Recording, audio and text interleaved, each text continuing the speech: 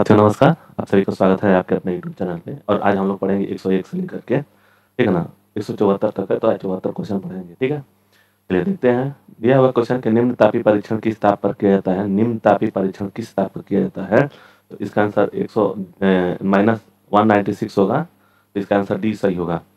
न्यून तापमानों यानी क्रायोजेनिक का उपयोग होता है। न्यून तापमानों का प्रयोग होता है किसमें, तो इसका आंसर क्या हो जाएगा। दिया हुआ है ऑप्शन में कि अंतरिक्ष यात्रा, शल्यकर्म और चुंबकीय प्रत्यापन, ठीक। शल्यकर्म, चुंबकीय प्रत्यापन या दुर्मिति, तो ये नहीं होगा। इसका आंसर ए सही होगा, ठीक है। तो इसका आंसर ए सही होगा। किसी ठोस पदार्थ के बिना द्रव में बदले सीधे वाष्प अवस्था में परिवर्तित होना क्या कहलाता है, तो इसको उदरोपातन बोलते हैं, ठीक है। उदरोपातन, तो इसका आंसर सी सही होगा। उदरपातन एक पदार्थ है, मतलब जैसे उदर पदार्थ कौन सा पदार्थ है, तो कपूर हो गया, नेपथलीन हो गया, आयोडीन, यानी ये सभी हो गया। ऑप्शन डी सही होगा।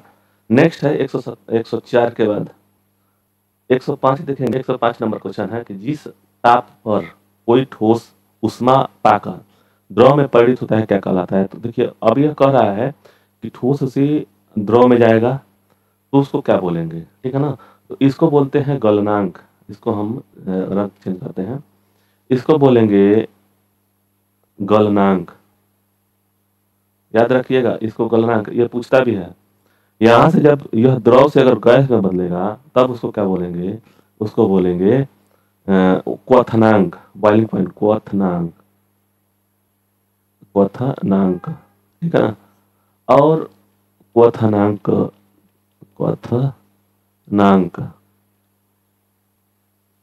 ठीक, क्वथनांक। और उसके बाद से जब यह गैस से द्रव में आएगा और द्रव में से ठोस बदलेगा तब इसको क्या कहेंगे, इसको संघनन बोलते हैं, संघनन, ठीक। और उसके बाद से द्रव से जब ठोस में आएगा तो इसको कहते हैं हिमीकरण, हिमीकरण या हिमांकरण, हिमीकरण, ठीक। तो यह चार चीज आपको पूछेगा यहाँ से।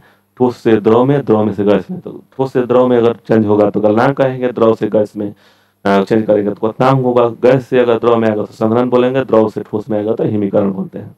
और इसका जो ऊष्मा का जो ताप होता है सेम होता है, इसका भी और इसका भी समान होता है, ठीक है। तो दिया है कि ठोस से यानी कि ठोस से द्रव में परिणत होता है तो क्या बोलते हैं, तो उसको गलनांक बोलेंगे। इसका आंसर भी सही होगा। जिस ताप पर कोई द्रव ऊष्मा पाकर वाष्प में बदलता है तो उसको क्वथनांक बोलेंगे। नेक्स्ट है शुद्ध पदार्थ में कोई अन्य पदार्थ मिला देने पर उसका गलनांक पर क्या प्रभाव पड़ेगा। जब कोई चीज में मिलावट हो जाएगा तो उसका क्वथनांक जो है बढ़ जाएगा, तो 107 का आंसर हो जाएगा बी।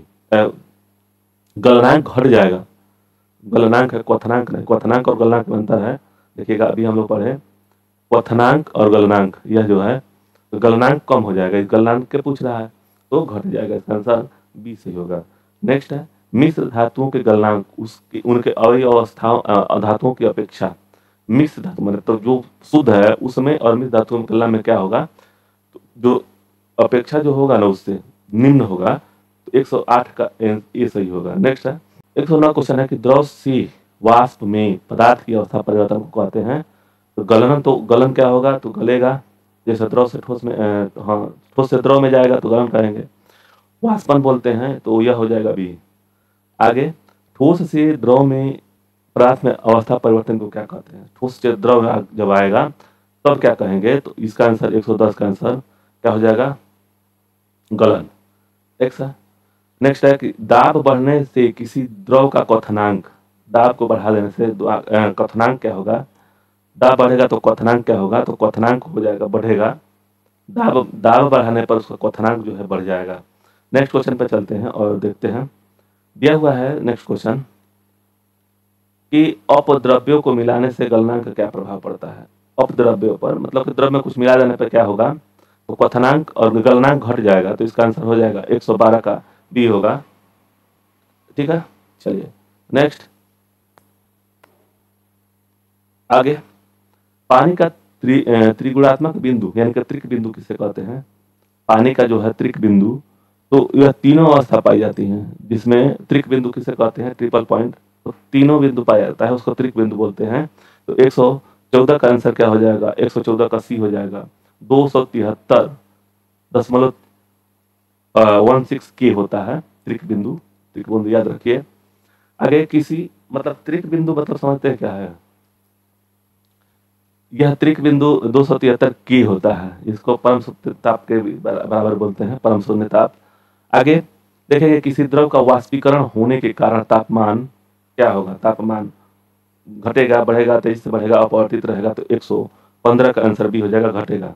नेक्स्ट है 116 क्या है? 116 है वह ताप जिस पर बर्फ पानी और वाष्प संतुलन में रहता है, उसको क्या कहते हैं? तो तीनों अगर एक साथ में रहते हैं तो उसको क्या कहते हैं? तो उसको त्रिक बिंदु बोलते हैं। इसको क्या बोलेंगे 116 का? तो त्रिक बिंदु बोलते हैं, त्रिक बिंदु। जिससे बर्फ का पानी वाष्प और में संतुलन रहता है तो उसको कहते हैं त्रिक बिंदु। नेक्स्ट है वाष्पीकरण की दर निर्भर नहीं करती है। याद रखिएगा यहाँ पे नहीं दिया हुआ है तब इस पर निर्भर करेगा। वाष्पीकरण की दर निर्भर नहीं करती है द्रव के ताप पर, द्रव के पृष्ठ क्षेत्रफल पर, द्रव की संपूर्ण मात्रा पर, वायु दाब पर। तो वाष्पीकरण का जो इस पर प्रभाव नहीं करेगा तो इसका आंसर सी हो जाएगा, संपूर्ण मात्रा पर, द्रव की संपूर्ण मात्रा पर। अगर किसी भी द्रव को अगर वाष्पीकरण करना है तो उसको ताप देंगे तो वाष्पीकरण तो होना ही है। क्षेत्रफल जितना बड़ा रहेगा उतना ही तेज वाष्पीकरण होगा। वायु का ताप पर भी निर्भर करता है, लेकिन संपूर्ण मात्रा जो होता है उस पर निर्भर नहीं करता। चाहे आधा केजी हो, चाहे 4 केजी हो, चाहे 5 केजी हो, उससे कोई फर्क नहीं पड़ता है। अब देखेंगे 118 है कि चावल को पकाने में कहाँ अधिक समय लगेगा? चावल को पकाने में अधिक समय कहाँ लगेगा? समुद्र तट पर, समुद्र की गहराई पर, शिमला में, माउंट एवरेस्ट पर। तो 118 का आंसर डी हो जाएगा, माउंट एवरेस्ट पर जहाँ दाब कम होगा। किसी निश्चित द्रव के लिए वाष्पन की दर निर्भर करती है। किसी निश्चित द्रव के लिए वाष्पन की दर निर्भर करती है वाष्प के ताप पर, वायु के ताप पर, खुली हुई सतह के क्षेत्रफल पर और उपर्युक्त कारकों पर। तो जो वाष्पन की जो दर है यह सब पे काम करेगा। तो इसका आंसर 119 का डी हो जाएगा, आंसर डी सही होगा। जल का क्वथनांक बॉइलिंग पॉइंट सदैव सदैव क्या होगा? तो 100%, 100 डिग्री सेल्सियस होगा। पात्र के पदार्थ पर निर्भर करता है, अपेक्षित आर्द्रता पर निर्भर करता है। तो जल का क्वथनांक जो दिया हुआ है तो यह करेगा, जल की खुली सतह के ऊपर दाब पर निर्भर करता है। जो क्वथनांक है वह जो है जल की खुली सतह पर, जो ऊपरी सतह पर है उसके दाब पर निर्भर करता है। ऊंची पहाड़ियों का हिमपात क्यों होता है? ऊंची पहाड़ियों पर हिमपात क्यों होता है? तो ऊंची पहाड़ियों पर जैसे दिया ऑप्शन ए से दिया, ऑप्शन ए दिया हुआ है कि ऊंची पहाड़ियों पर कुछ गैस जलवाष्प को जमा कर देती है। बादल पहाड़ियों पर धरती के निकट होते हैं और जलवाष्प जमकर बर्फ बन जाते हैं। हिमपात क्यों होता है इसका कारण बस ये देखना है। तो ऊंची पहाड़ियों पर तापमान हिमांक से कम होता है और जलवाष्प जमकर बर्फ बन जाता है। तो इसका आंसर 121 का सी सही होगा, सी सही होगा। नेक्स्ट है पर्वतों पर आच्छादित हिम सूर्य की गर्मी द्वारा एक साथ न पिघलने का कारण क्या है? तो इसका आंसर 122 का हो जाएगा बी, सूर्य से प्राप्त अधिकांश ऊष्मा परिवर्तित कर देती है। 123 है कि पहाड़ की चोटियों पर आलुओं को पकाने में अधिक समय लगता है। वहां पे उच्च जो दाब होता है ना, जो वायुमंडलीय दाब होता है, क्या होता है? दाब अधिक होता है ना। तो 23 का देखिए दाब जो होगा वहां पे कम होगा यहाँ की अपेक्षा। जैसे देखिए अगर दाब फाउंटेन पेन जैसे ले जाते हैं ऊपर में, सांस लेने में भी समस्या होने लगता है, तो वहां पे दाब कम होगा, ठीक है ना। तो इसका आंसर डी सही होगा। नेक्स्ट है तेज हवा वाली रात्रि में ओस नहीं बनती है। तेज हवा वाली रात में ओस नहीं बनती है। वाष्पीकरण की दर तेज होती है, हवा में नमी कम होती है, उच्च तापमान ऊंचा रहता है, आकाश साफ नहीं होता है। तो 124 का आंसर सही होगा। वाष्पीकरण की जो दर होती है ना वो तेज होती है। जैसे देखिए जैसे कोई कपड़ा है उस पे पंखे का हवा, चाहे किसी पंखे का हवा दीजिएगा उस पे बहुत तेज सूखेगा, उसी तरह से यह भी है। तो इसका आंसर ए सही होगा 124 का। नेक्स्ट देखेंगे 125 कि ठोस कपूर से कपूर वाष्प बनने की प्रक्रिया क्या कहते हैं? तो इसको उदरोपातन बोलते हैं, इसको उदरोपातन बोलते हैं। चलिए नेक्स्ट है 125 का डी। फिर 126 है कि गर्मी में के दिनों के दौरान मिट्टी के बर्तन में रखा पानी ठंडा हो जाता है निम्नलिखित समृद्ध के कारण, मतलब किसके कारण? तो इसका कारण क्या है? तो इसका वाष्पीकरण है, ऑप्शन डी सही होगा। बर्फ के दो टुकड़ों को आपस में दबाने पर टुकड़े आपस में चिपक जाते हैं क्योंकि दाब अधिक होने पर गलनांक घट जाता है। तो दाब अधिक होने पर बर्फ का गलनांक घट जाता है। तो इसका आंसर ए सही होगा, 27 का ए सही होगा। नेक्स्ट है बर्फ में स्केटिंग करना प्रदर्शित करता है कि दाब बढ़ाने पर बर्फ का गलनांक क्या होगा? तो इसका आंसर सी सही होगा, गलनांक जो है घट जाता है। पानी से भरे गिलास में बर्फ का एक टुकड़ा तैर रहा है। टुकड़े के पूरा पिघल जाने पर गिलास के पानी का तल क्या होगा, मतलब कि घटेगा, बढ़ेगा या अपरिवर्तित रहेगा। तो इसका आंसर सी सही होगा, अपरिवर्तित रहेगा। उसका कारण क्या है, कारण खोजिए और समझ में आ जाएगा।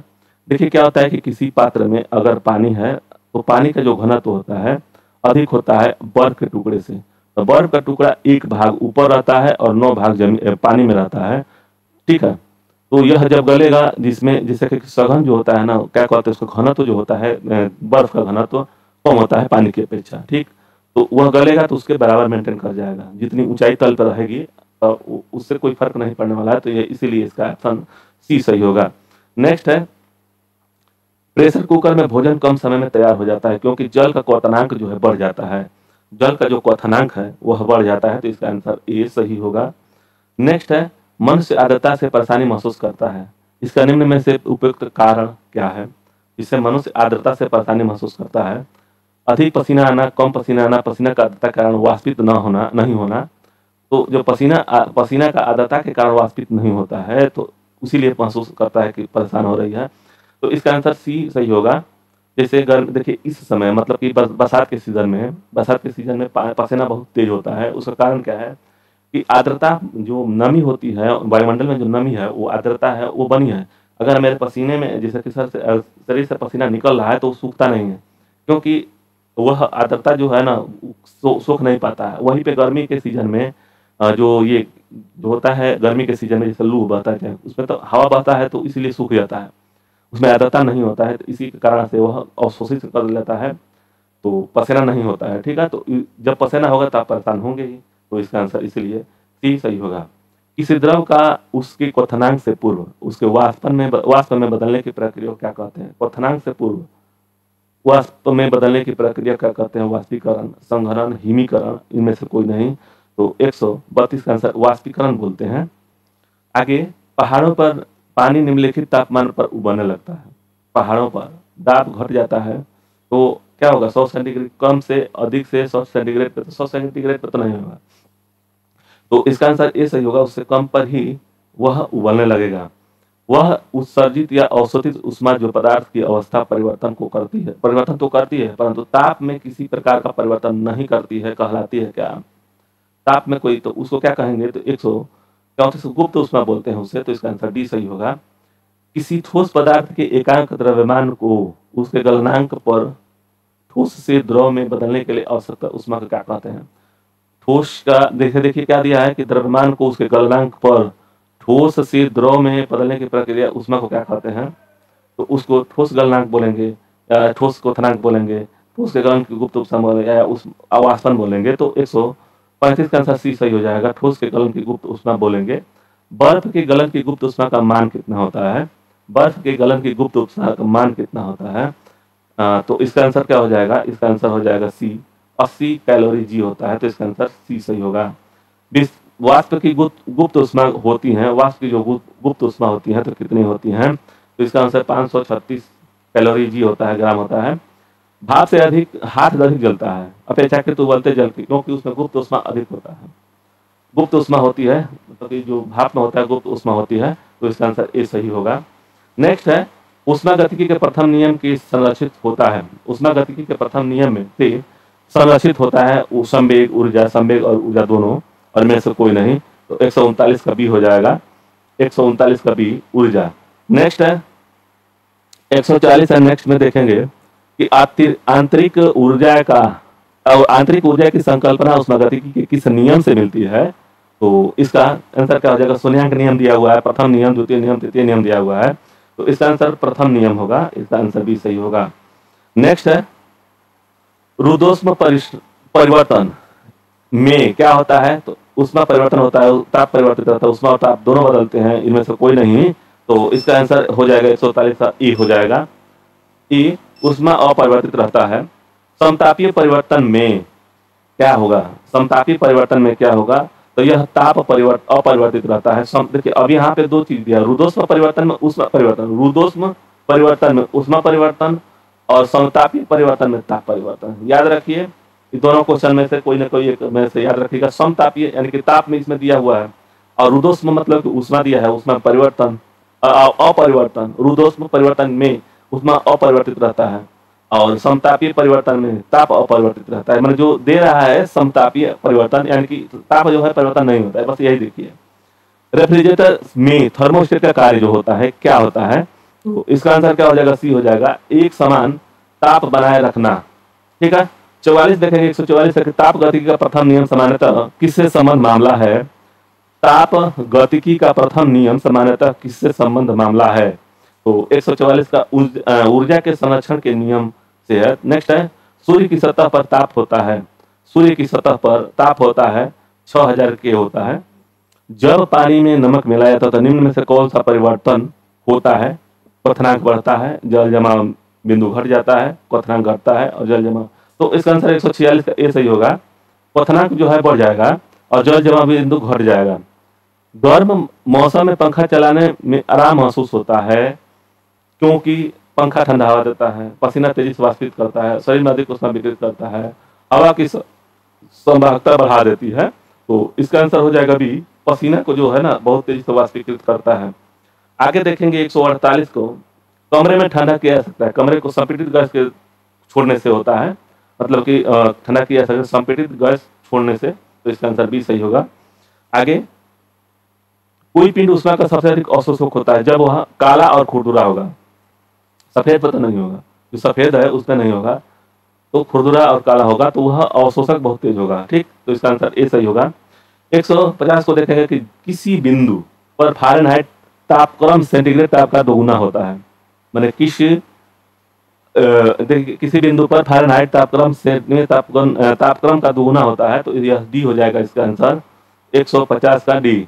नेक्स्ट देखेंगे, थर्मामीटर में आमतौर पर पारद का प्रयोग किया जाता है, उसका क्या कारण है, तो वह अधिक जो क्या बोलते हैं उसका चालकता होती है, तो 151 का सी हो जाएगा। ठीक है, आगे देखेंगे, अशुद्धियों के कारण द्रव का क्वथनांक बॉइलिंग पॉइंट बढ़ जाता है, अशुद्धियों के कारण बॉइलिंग पॉइंट बढ़ जाता है। एक स्वस्थ मनुष्य का ताप कितना होना चाहिए, मतलब कि देखिए अगर 37 डिग्री सेल्सियस होता है, ठीक, और 37 डिग्री सेल्सियस होता है और 98.6 जो होता है यह फारेनहाइट होता है यह, ठीक, तो इसमें कौन सा दिया है, तो 4 केल्विन, ये भी नहीं होगा, फारेनहाइट 37 दिया हुआ है तो ये नहीं, फारेनहाइट नहीं है, सेल्सियस में 98 नहीं, ये होगा, इसका आंसर ए सही होगा, 153 का ए। चलिए आगे 54 देखते हैं कि प्रेशर कुकर में खाना कम समय में पकता है क्योंकि, इसका आंसर क्या होगा, इसका आंसर हो जाएगा अधिक दाब के कारण उबलते पानी का ताप बढ़ जाता है, तो इसका आंसर सी सही होगा। नेक्स्ट है 155 दिया है कि किसी वस्तु की विशिष्ट ऊष्मा किस पर निर्भर करती है, तो पिंड के द्रव्य पर निर्भर करती है, 155 का ए सही होगा। 154 गर्मियों में सफेद कपड़े पहनना आरामदेह होता है क्योंकि ये अपने ऊपर पड़ने वाली सभी ऊष्मा को परावर्तित कर देते हैं, तो इसका आंसर ए सही होगा। 157 खाना पकाने के बर्तनों के नीचे का बाहरी हिस्सा काला क्यों छोड़ा जाता है। अच्छा, खाना पकाने के बर्तनों के नीचे का बाहरी जो हिस्सा होता है काला क्यों छोड़ा जाता है, तो काला जो होता है ना वह ऊष्मा का अवशोषक होता है, ठीक, तो इसी के चलते तो 57 का डी हो जाएगा, अच्छी अवशोषक होता है, तो इसका आंसर डी सही होगा। श्वेत और चिकनी सतह कैसी होती है, श्वेत जो होता है अच्छी, मैंने जैसे श्वेत जो होता है तापमान का अच्छा अवशोषक तो नहीं होगा, परावर्तन होता है इसमें, वो बहुत तेज परावर्तित कर देता है, तो 158 का आंसर हो जाएगा सी, खराब होता है, ताप का जो है ना खराब अवशोषक होता है, अच्छा परावर्तक होता है, तो इसका आंसर सी सही होगा। निम्न में से कौन सा कथन सही नहीं है, याद रखिएगा सही नहीं है दिया हुआ है, यानी कि 3 सही होगा 1 गलत होगा, तो 159 का सी सही होगा। मैंने नहीं, एयर कंडीशन आर्द्रता नियंत्रित करता है परंतु एयर कूलर आर्द्रता नियंत्रित नहीं करता है, तो इसका आंसर एक कथन सही नहीं है दिया हुआ है, तो आंसर सी। एक थर्मामीटर को 2000 डिग्री सेल्सियस मापने हेतु उपयुक्त होता है, मतलब कि देखिए 2000 से ऊपर जब भी होगा तो यहाँ पारा से तो होगा नहीं, पारा में बहुत होगा तो 100 बहुत है, 100-200 बहुत है, इससे नहीं होगा। वाष्प के दाब का पूर्ण विकिरण है, गैस थर्मामीटर है, तो इसका 160 का सी हो जाएगा। पूर्ण विकिरण पायरोमीटर से नापा जाता है। जब सीले बिस्कुटों को थोड़ी देर के लिए फ्रिज में अंदर रखा जाता है तो वह कुरकुरे हो जाते हैं।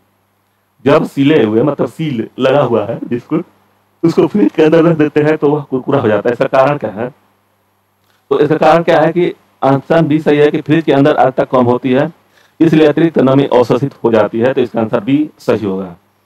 शीतकाल में एक मोटी कमीज की अपेक्षा 2 पतली कमीजें हमें अधिक गर्म क्यों रखता है, तो ऊष्मा का संचरण रोकती है। जैसे कि देखिए 2 परत होगा ना, हमारे लिए 10% या 10%, बीच में जो है ना इसमें गैप मिलता है, तो इसी के कारण से होता है। तो इसका आंसर दिया है कि परत रोधी माध्यम के रूप में, जैसे परत है ना, ये परत है, उसी के चलते, तो इसका आंसर सी सही होगा। नेक्स्ट देखेंगे, निम्न में से किसी की ऊष्मा धारिता अधिक होती है। ऊष्मा की जो धारिता होती है किसकी अधिक होती है, तो वह जल का ऊष्मा धारिता अधिक होता है। नेक्स्ट है 64 है कि यदि किसी स्थान के तापमान में सहसा वृद्धि होती है तो अपेक्षित आर्द्रता, तापमान में जब वृद्धि होगी आर्द्रता क्या होगी, बढ़ती है, घटती है, स्थिर रहेगी, घटती बढ़ती रहती है, तो इसका आंसर 64 का हो जाएगा बी, घटती है। नेक्स्ट है सेल्सियस के माप का कौन सा तापक्रम 300 के बराबर होगा, मतलब कि 300 के केल्विन के बराबर होगा।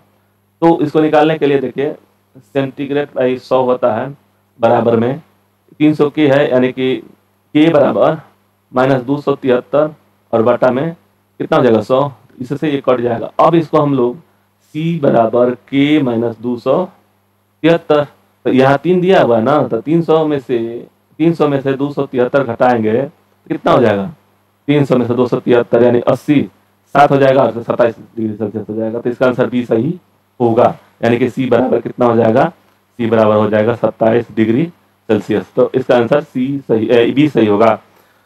आगे 165 के बाद देखेंगे, बिना किसी ताप परिवर्तन के किसी पदार्थ को द्रव में से गैस में परिवर्तन करने की अपेक्षित ऊष्मा को गुप्त ऊष्मा कहलाता है। क्या कहते, द्रव से गैस में, तो उसको वाष्पन बोलते हैं। द्रव से गैस में परिवर्तन को वाष्पन बोलते हैं। तो 66 का 166 का ए हो जाएगा, ठीक है, 166 का ए। 67 देखेंगे, ब्लैक बॉडी किसकी विकिरण को अवशोषित करता है, तो इसका ब्लैक बॉडी किसके विकिरण को अवशोषित कर सकता है, तो इसका आंसर सी सही होगा, केवल उच्च तरंगदैर्घ्य का, इसका आंसर सी सही होगा।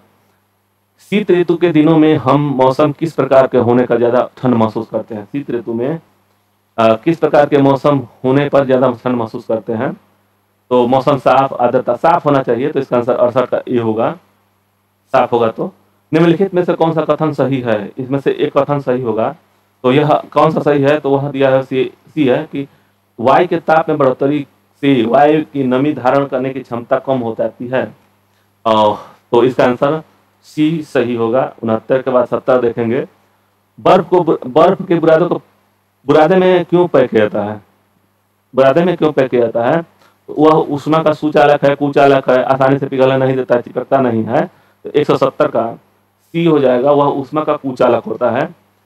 मिट्टी के घड़े में निम्न में से किस क्रिया के कारण जल ठंड रहता है, तो उसका वाष्पीकरण के कारण ठंड रहता है, तो इसका आंसर बी सही होगा। शीतलन की दर किस पर निर्भर करती है, शीतलन जो होता है उस दर जो है उसका किस पर निर्भर करता है, तो वह बॉडी और उसके आसपास की चीजों के बीच तापमान के में अंतर को पर निर्भर करता है, तो इसका आंसर कितना हो जाएगा, ए। गैसों के 2 विशिष्ट ताप इसके द्वारा संबंधित है, तो 73 का आंसर ए सही होगा, Cp माइनस Cv बराबर R/J। आगे, पसीना शरीर को ठंड करता है क्योंकि, पसीना शरीर को ठंड करता है क्योंकि यह वाष्पीकरण के लिए गुप्त ऊष्मा की आवश्यकता होती है, वाष्पीकरण के लिए गुप्त ऊष्मा की आवश्यकता होती है, तो 174 का आंसर हो जाएगा बी। तो इतना ही था, यह समाप्त हो गया। आप लोगों को वीडियो अच्छा लगे तो लाइक और सब्सक्राइब करें। धन्यवाद। जय हिंद, जय भारत।